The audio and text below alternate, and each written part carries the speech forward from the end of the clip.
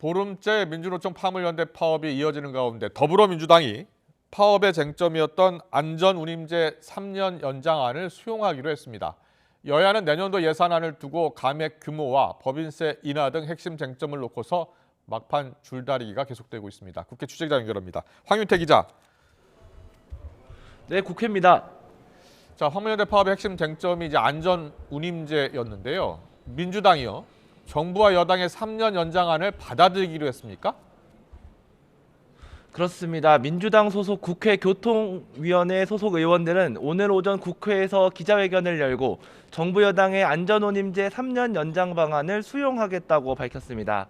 국회에서 법안 처리 절차를 밟지 않으면 안전운임제가 아예 사라질 수 있다면서 경제적 피해를 최소화하기 위해 받아들이겠다는 겁니다. 직접 들어보시겠습니다. 윤석열 정부의 노동 탄압으로 인한 파업의 지속과 경제적 피해 확산을 막고 안전운임제의 지속을 위한 최소한의 결정입니다. 민주당 의원들은 안전운임제를 계속 유지하는 게 최우선 과제라면서 정부와 여당의 합의 처리에 나서달라고 촉구했습니다. 국민의힘은 야당이 정부 여당의 제안을 수용한 건 다행이라면서도 노조가 요구하는 안전운임제 대상에 철강과 유조차를 포함하는 건 반대한다는 입장을 명확히 했습니다.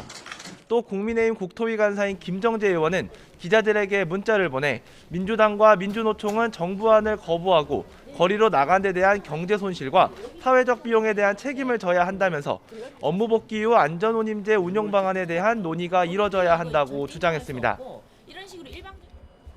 네, 정기국회 회기가 내일 종료되는데요. 내년도 예산안 협상 아직도 평행선을 달리고 있죠? 네, 잠시 후 오후 2시에 열릴 본회의에서는 이상민 행안부 장관의 해임 건의안이 보고될 것으로 보입니다. 민주당은 오늘 보고 뒤 내일 본회의에서 처리한다는 방침인데 국민의힘은 민주당이 참사를 정쟁의 도구로 이용하려고 한다며 반발하고 있습니다. 다만 대통령이 거부권을 행사하면 사실상 효력이 없어지는 만큼 국민의힘 안팎에선 해임 건의안과 예산안을 묶어 처리하는 방안도 거론되고 있습니다.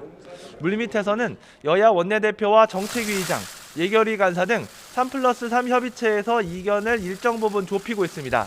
하지만 핵심 쟁점을 놓고는 줄다리기가 여전합니다. 감액 규모와 대통령실 이전 예산, 지역사랑 상품권, 그리고 법인세 인하 등을 두고는 입장차가 큽니다. 들어보겠습니다. 감액 규모라든지 그다음에 감액 대상, 그다음에 이런 점에 관해서 상당한 견해 차이가 있어서 우려를 금할 수가 없습니다. 우리가 요구한 이 초부자, 슈퍼부자를 대상으로 하는 감세 정책은 현재의 경제 상황에 맞지가 않습니다. 예산안을 두고 여야가 며칠째 평행선을 달리고 있지만 물밑에서 협상이 계속 이어지는 만큼 내일 늦은 밤 예산안이 처리될 가능성도 배제하기는 어려운 상황입니다. 지금까지 국회에서 YTN 황윤태입니다.